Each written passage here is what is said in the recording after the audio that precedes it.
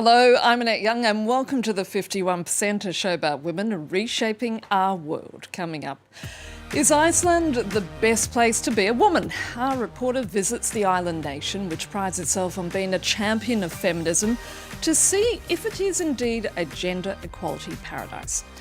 Also an end to sexism and toy advertisements in Spain after its government introduces a code of ethics which prevents ads from declaring a toy is for a particular gender.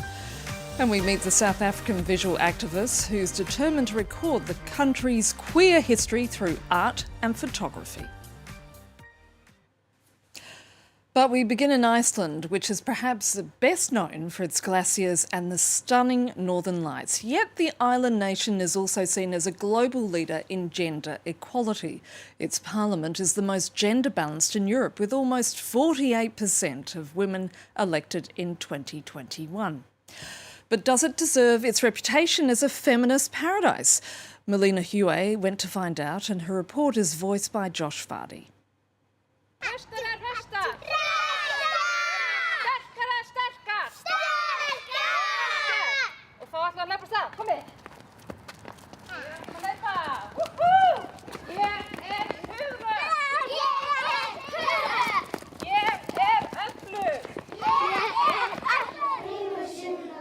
In Iceland, gender equality is taught from preschool.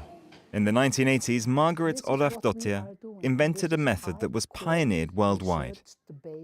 The Sjalli model. Sjalli means to break taboos. The idea was born out of an observation she made after years of teaching in kindergarten and primary school. Somehow the boys, they tended to take more space than they were expected to. And too often I saw the girls step back. It was something they were not quite sure about and so on. And I had this feeling, what is going on? So it was like a split of a second. I understood the frame is wrong. Margaret decided to create a new type of school where she invited pupils to slip out of this so-called frame.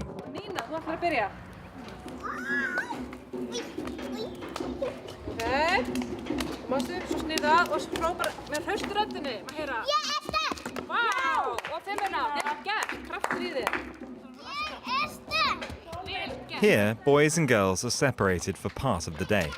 All activities that are usually assigned to one group or the other are practiced indiscriminately. Football is not only played by boys, and it's not only the girls who are taught to look after the needs of themselves and others. While this Sjalli method was questioned in its early days, Margaret was recognised by the Icelandic government in 2007 for her educational innovation, as well as for her successful academic results. We are seeing that our children later on, they are more broad-minded when it comes to what is meant for men or women. Our children are doing better in all subjects. Even in Iceland, life isn't perfect. 22% of women say they suffer or have suffered from domestic violence in the country. Sometimes I am asked, how can you explain that in this equality paradise that Iceland is, that gender-based violence still exists? And probably the answer to that is that it isn't a gender equality paradise. Sigfriður is the director of a shelter for women fleeing violence. Founded in 1982, it's one of the oldest in Europe. We have, I think, quite good laws on restraining order. It's simple, it says basically how you can use them, but still they are not being used. I think that is the greatest problem with the laws in Iceland. Hi, Sonja. How are you? Nice to meet you again. Sonia is a survivor who passed through the shelter with her 2 children. Currently, survivors can live here for up to a year. The rent for these flats is 2 times below the market average. While Sonia was able to stay for free at the time, her stay was limited to only a few weeks. A break that changed everything for her. It really saved my life. It cuts the ties with the abuser. Her husband inflicted 18 years of psychological and physical abuse on her. Abuse treated too lightly by the courts, she says. My ex-husband got 9 months, but only had to stay in prison for 3 months. I think that if he would have been a stranger and would have attacked me on the streets, as he did in our home, he probably would get a sentence like attempted murder or something like that. Because the beating was so severe, not only with his hands and feet, he beat me with a bottle, a glass bottle, and threatened to throw me off the balcony. And then he threw me out. So for me, this is attempted murder, nothing else. Sonia feels lucky to have been able to benefit from a groundbreaking policy. Within what's called the 24-hour window, investigators trained in gender-based violence, but also social workers and child protection officers, must visit the home. The aim is to prevent an abuser from luring the victim back into his grip and shut that possibility down for good. To Spain now, where under a new code of ethics, advertisements can no longer say a toy is for a particular gender or designate pink for girls and blue for boys. The code encouraging toy shops and manufacturers to avoid gender bias when marketing toys in guidelines agreed with the Consumer Affairs Ministry. Sarah Morris in Madrid has more. Hola. Buenas tardes. ¿Me puedes enseñar unos juguetes para el niño? Sí. The latest catalogue is stereotype-free. Boys are giving baths to baby dolls. Girls are using toolboxes. This mother of 3 approves. Society is changing, so it's a good thing for the toy world to take that into account and to present products like this.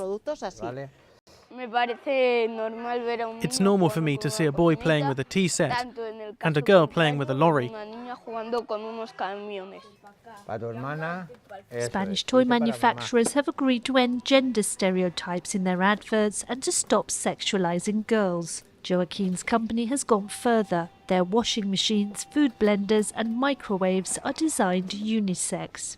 All our brand packaging, all of our products have for years now gone much further than what the government is currently asking for. All the boxes for the toys avoid pink and use neutral colours so that both boys and girls can use them.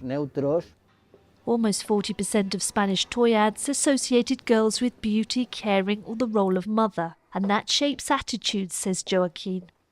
If we don't package something in pink, that helps boys to be able to approach a toy more easily. I think this year we've sold more kitchens for boys than for girls. The socialist left-wing coalition proposed the ethics code to help educate children in equality, to share childcare and to consider all types of jobs. The first educational tools need to be absolutely transversal, inclusive, and to not represent gender roles that could influence their future role in society. This Member of Parliament sees the voluntary code as just a first step and wants a binding law.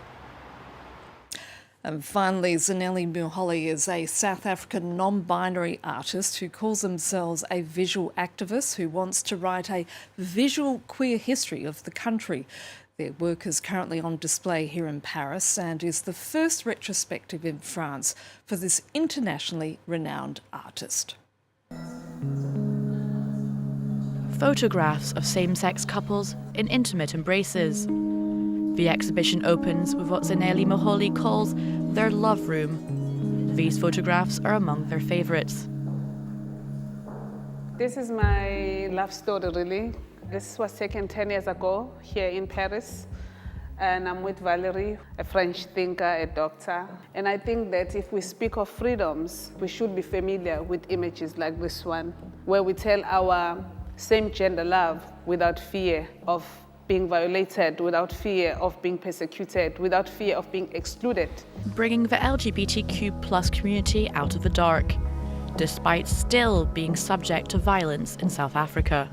In 1996, South Africa was the first country in the world to adopt a constitution that prohibits discrimination based on sexual orientation.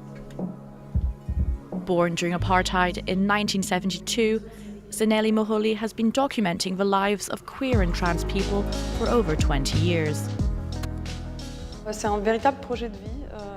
This project is Zanele Muholi's life's work. These portraits of people from the LGBTQ community in Africa are a visual archive for the future. The idea of this series is to inscribe these individuals in memory, to give them a place in history, because today these people are very absent in visual culture and memory. The non-binary visual activist also captures self-portraits on camera to challenge representations of black women. Exoticism, savagery or magic, Zanele Muholi portrays the black woman cliches in their photographs. I wish that we were to take ownership of our own bodies, photograph ourselves in a manner that is just, in a manner that is respectable. The artist is transformed into a queen, a muse of classical painting, or a statue of liberty. The beauty and power of the photographs entrance the viewer. There's a real strength in their vision and in their fight. This work challenges me because each image asks me to put myself in their place. Zanele Muholi's ultimate goal? To encourage a different viewpoint for a more tolerant and inclusive world. And that's all for this edition. We'd love to hear your suggestions for the 51%, so do get in touch with us via Facebook, Instagram or Twitter. And you can also catch previous episodes on our website. So until our next show, bye for now.